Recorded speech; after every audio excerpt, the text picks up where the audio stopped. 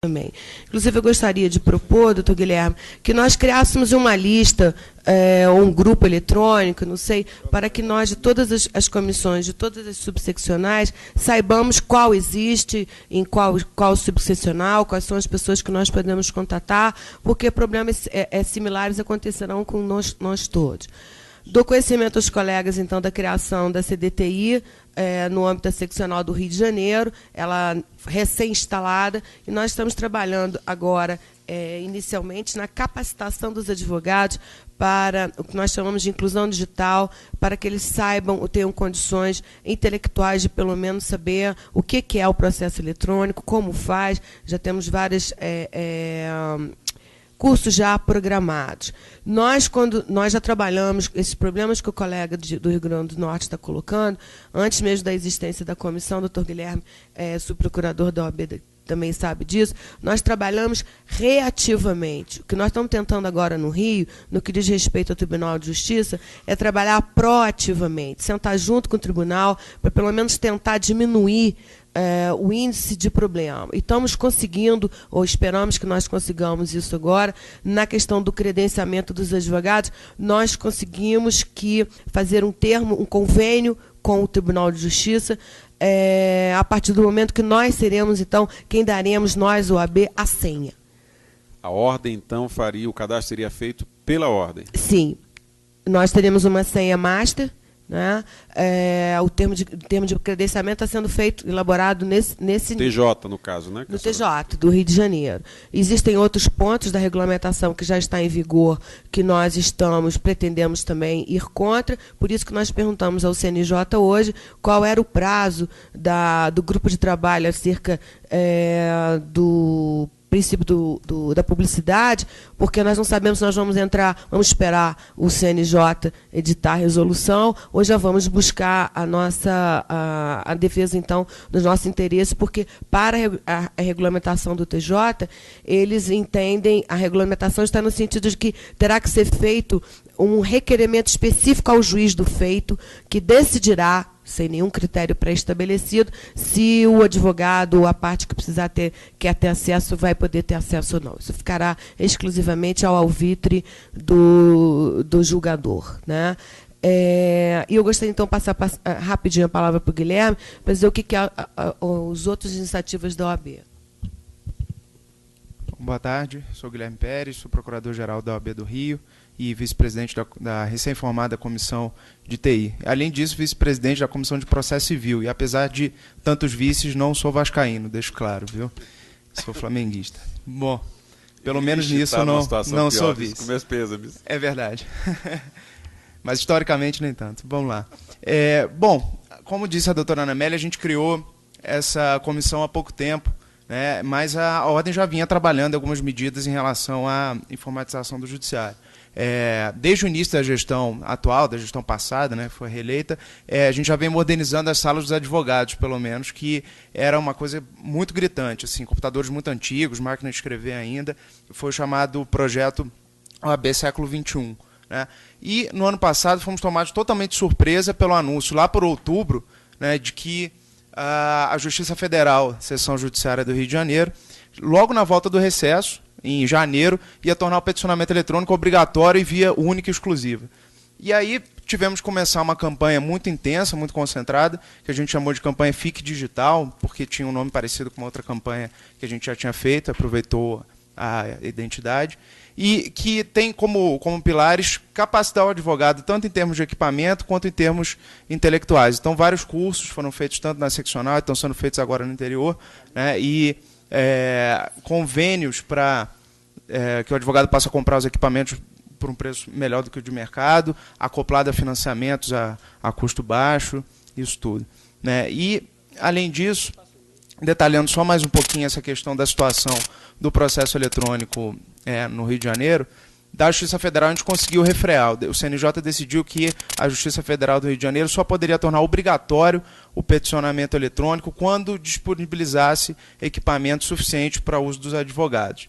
Então, diante disso, a obrigatoriedade do peticionamento eletrônico na federal foi suspensa, ainda não se tornou totalmente obrigatório. Isso foi num PP, num PCA? Foi um PCA. Foi até um advogado que entrou, não foi a ordem, né, e isso foi decidido para simplesmente cumprir 11.419, quando diz que só pode ser obrigatório o peticionamento eletrônico caso disponibilizado os equipamentos necessários para digitalização, etc.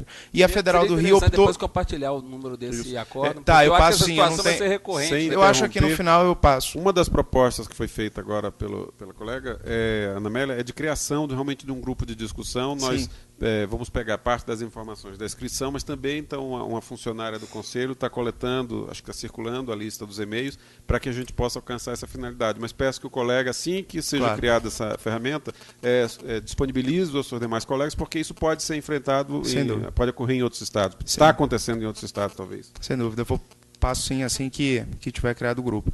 Então, a federal então não se tornou obrigatória ainda o peticionamento. Como é que funciona na federal? Basicamente, o sistema login e senha, só ainda não tem certificação digital, cadastro presencial, a gente conseguiu alguns avanços no sentido de colocar mais postos, né, não limitar tanto o acesso. E a grande preocupação na Justiça Federal é a instabilidade do sistema. O sistema não é bom, né, cai, você não consegue abrir as peças, não consegue visualizar, e quando se tornar via única e mais gente estiver usando, é bastante preocupante.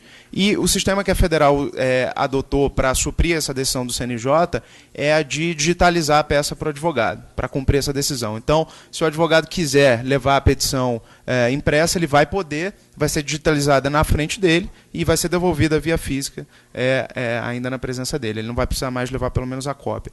Esse é o sistema que eles colocaram para suprir essa exigência. O TRF ainda está desenvolvendo o sistema e parece que esse ano já coloca em prática. O TJ também vinha muito silencioso, né, trabalhando, e a gente descobriu e foi atrás e insistiu para conhecer o que eles estavam fazendo, né, e descobrimos que já havia uma regulamentação pronta e o sistema já está totalmente desenvolvido. A gente foi lá, eles demonstraram e tudo mais. Gostei muito do sistema, sinceramente, dos que eu já usei, é o melhor, o mais bem pensado. O portal é muito bem feito em termos de layout, organização, muito bem pensado.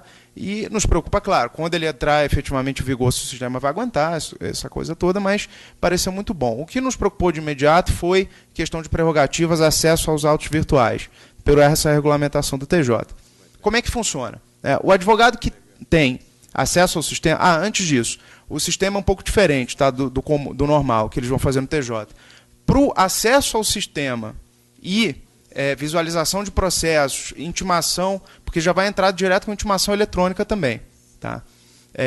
Para isso tudo, intimação, visualização de audiências e de peças processuais, vai ser login e senha. Para envio da petição eletrônica, o documento vai ter que estar assinado eletronicamente. Então, o sistema duplo, né, de login e senha para acesso, simples, e quando for enviar a petição, assinatura eletrônica no documento. E eles já disponibilizaram, desenvolveram e disponibilizam gratuitamente um assinador. Tá? Esse login e senha, a princípio, seria mais um cadastro presencial. E a gente sugeriu, então, perguntou, qual é o problema de vocês? Para que mais um cadastro? Né? Porque a gente não sabe, pela certificação digital atual, se o sujeito é advogado ou não. Eu confesso que não tenho absoluta certeza se esse argumento está certo, mas foi o argumento que eles usaram. Né, de que a atual certificação, mesmo a da CertSign, da carteira do Dr. Alexandre, parece confirmando. Né, não tem... Não, eu acho que eles não têm o compartilhamento com o cadastro profissional, que seria o meio para poder solucionar esse problema. Não, mas tem, na verdade, porque a gente já tem um convênio histórico com o TJ do Rio, que a OAB do Rio passa o cadastro toda noite. Mas não da seccional, estou falando do Brasil inteiro. Esse que é o ponto, entendeu? Tá. Eu acho que a regra hoje que precisa ser alterada é que quase todos os tribunais que têm acesso a cadastros da OAB têm acesso só ao cadastro da seccional e não do OAB federal. Perfeito. Isso está gerando um problema desconfortável. Outro dia, por exemplo, eu estava discutindo, nós tivemos uma aula em São Paulo com o diretor do Fórum da Freguesia do Ó.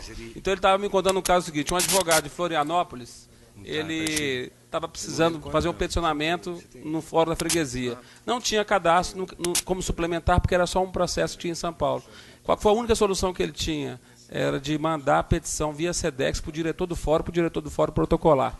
Então, isso mostra a falha que está acontecendo, que seria sanada se a gente pudesse fazer um processo de mudança, que foi relatado, inclusive, pelo Dr. Paulo, lá no Rio Grande do Norte, que é de gradualmente substituir todos esses acessos a cadastro, da seccional para o mais recentemente, aí, voltando à Federal, a Federal nos procurou porque estava vencendo o convênio que havia nesse sentido com a seccional.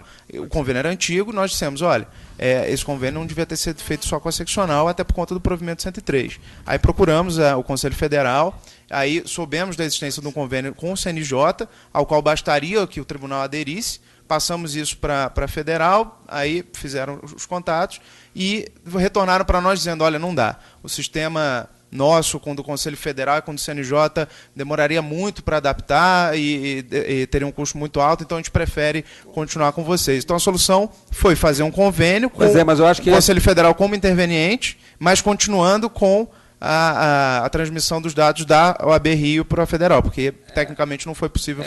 Tecnicamente, eu acho que essa não é a melhor solução. Desculpa estar entrando nessa seara aí. Mas por quê? Porque, só para você ter ideia, esse cadastro hoje ele sofre cerca de 5 mil alterações diárias por aí. E quantos mil acessos mês? 2 milhões? 2 milhões. Então, assim, ele já foi todo estruturado aqui em matéria de equipamentos, banda e tudo mais, para atender a demanda dos 92 tribunais. Então, não sei até que ponto essa pessoa que disse isso, de fato, entrou em contato com alguém do Conselho. Acredito que o Loureiro não tem registro disso. Foi a resposta que me chegou, né? Mas é normal que e pelo histórico de e-mails, tinha sim e-mails de pessoas do Conselho Federal, não sei por quem exatamente passou. Mas chegou-se à conclusão de que não tinha compatibilidade. Tinha que tentar desmistificar que nós não estamos com estrutura preparados para poder compartilhar com todos os tribunais. Porque se você puder checar com mais calma depois, o que se investiu para poder atender a essa demanda não foi pouco. E acho que só que a gente não está conseguindo articular, de repente, esse ponto que eu acho importantíssimo. Acredito plenamente, tanto que foi a solução que primeiro a gente propôs, que fizesse o Conselho Federal. Não foi possível e o próprio Conselho Federal, através da assessoria jurídica, passou e falou, olha, seccional faça, a gente assina junto, e o convênio já foi assinado, o presidente Ofiro, inclusive. Mas, enfim, o que se bolou foi o seguinte. Então, para ter acesso ao TJ, ao sistema em si com login e senha, o TJ alega que não é possível só pela certificação digital. E a gente falou, então a gente faz. E o que eles concordaram em fazer foi o seguinte, o site da OAB do Rio tem uma área restrita, onde são oferecidos serviços e só o advogado entra com uma senha fornecida a ele. Dentro dessa área restrita, ele teria lá uma área para ele obter o seu login e senha para o sistema do tribunal. A gente forneceria, então, o login e senha para o advogado e comunicaria ao TJ. Olha, tal advogado se cadastrou, o login e a senha dele são esses. Dessa maneira, o TJ teria certeza de que ele é advogado e pronto, daria acesso ao sistema, sem necessidade de um novo cadastro presencial. Tudo pelo site da própria OAB. Me permita só uma informação. O certificado da ordem identifica como advogado. Não, mas tem inclusive inscrição, tem o número de inscrição na ordem, da seccional. Mas aí que está a diferença, porque o sistema do TJ, como eu disse, para você entrar, acessar o sistema, você não vai precisar se logar por certificação digital. Foi o sistema que eles criaram. Mas o certificado da ordem identifica como advogado. Tem número de inscrição, tem a seccional onde está escrito, ele identifica como advogado. Sim. Tem um campo próprio disso, mas está lá. Tá. Perfeito. Só que foi o sistema que eles só quiseram exigir certificação digital na própria petição, no próprio documento. Então, para não ter que fazer um cadastramento presencial, como a Justiça Federal do Rio fez, não usa certificação digital para nada, nem para o envio, nem para o login. E o login tem que ser feito através de um cadastramento presencial, sem possibilidade de passar procuração, absolutamente nada. Então, foi um problema também, e a gente conseguiu isso no TJ. E a briga contra a questão do acesso aos autos físicos, só para detalhar mais qual é esse procedimento que a resolução fez, é o seguinte, se você for advogado e não tiver naquele processo, não tiver poderes naquele processo, você não consegue o acesso só via o seu login ali no ambiente do tribunal. Você tem que se dirigir à serventia, pedir uma senha provisória, que o juiz pode deferir ou não, a seu critério. Né? Se ele não deferir, você ganha uma senha provisória por 48 horas que te dá acesso irrestrito, como se você tivesse poderes naqueles autos. Se ele não deferir, você pode acessar os autos, mas num computador do cartório, Meu Deus do céu. Mas sem a possibilidade de copiar de forma nenhuma. Né? De inserir um pendrive, de gravar no CD, absolutamente nada. Só consulta nos autos. Então, nos parece que ainda fere o estatuto da advocacia quando garante o acesso aos autos e extração de fotocópias, porque parece que o correspondente à extração de fotocópias no processo físico é poder copiar os arquivos em algum tipo de mídia. Né? E nesse sistema que eles estabeleceram, que até é criativo e tal, tem etapas, mas não, ainda fere, parece, o estatuto da advocacia. Isso a gente vai lutar aí até o fim, esperando que o CNJ já sinalize nesse sentido para que a gente busque isso no CNJ. Então, esse é o quadro no Rio de Janeiro, eu estou à disposição aí do que os colegas precisarem.